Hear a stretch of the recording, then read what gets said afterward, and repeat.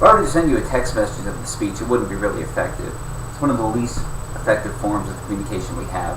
Today I want to talk to you about the negative social effects of overusing text messaging services, the safety problems it can cause, and how it ultimately degrades the English language.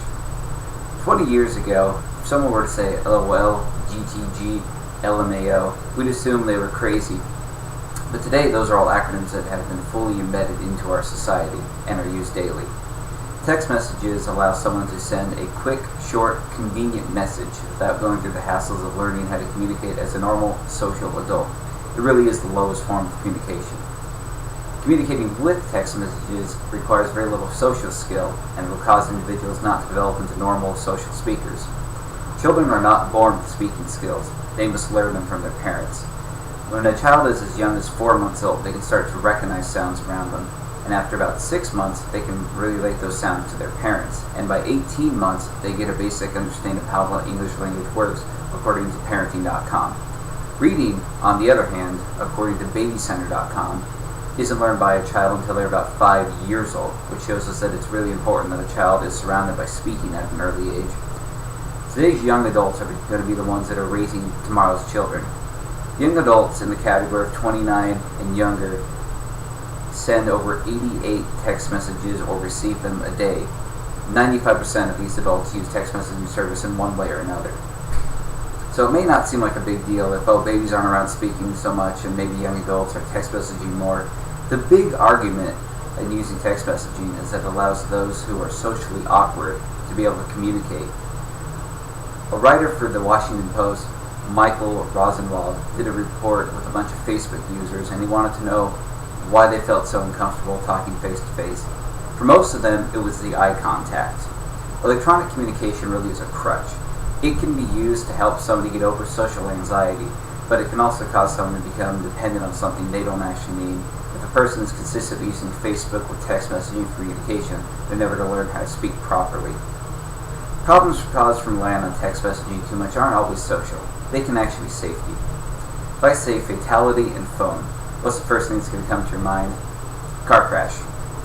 We hear too often about someone will be sitting on their phone talking or sending a text message and they're going to get into a wreck either with another car or a pedestrian.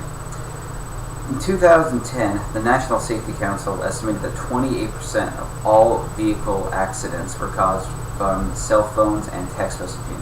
The same report does say that most of these accidents were caused from actual making phone calls rather than text messaging. However, it is important to note that when making a phone call, you are looking down at a screen, dialing a number, being distracted from the road, just as you would be if you were sending a text message. Being focused on 4 inches of pixels, even when you're walking, is never a safe thing. If you're not paying attention to the world around you, you can run into something. Time magazine actually did a report on 2 cities that had very serious issues. In London, on Brick Lane, the city had to put fluffy goalpost covers around all the lampposts because so many pedestrians were looking down at their phone walking and just bumping into the lamppost without paying attention. In St. Petersburg, Florida, the city had to put special sensors at many intersections because so many pedestrians were looking at their phone, just blindly walking into the streets and getting hit by cars. So now a little signal will go off, alerting the pedestrian to push a button, which will then signal a light to alert oncoming traffic if somebody's about to walk through. It may seem like the increased use of text messaging is just providing an expedited form of natural selection, but it also degrades the English language.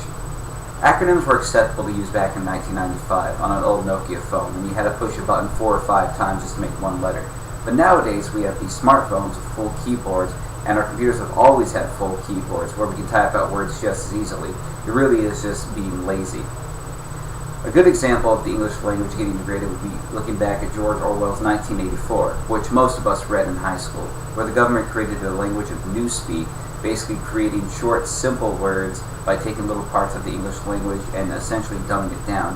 A good example of this would be the word IMA, which is spelled I-M-M-A, which is short for I am going to. No, the government didn't give us this word, we did it to ourselves, but yes, it does dumb down the English language. I know most of you are already familiar with text messaging. I use it myself all the time, considering my family and friends are mostly in another hemisphere. There are many social, safety, and long-term effects that can cause from it. But those don't need to be our primary forms of communication as far as using text messaging, social networking, and instant messengers. What I would recommend doing is to view a text message, reply to it with a phone call. Whenever you're driving or walking, keep your phone in your pocket, and please use acronyms sparingly.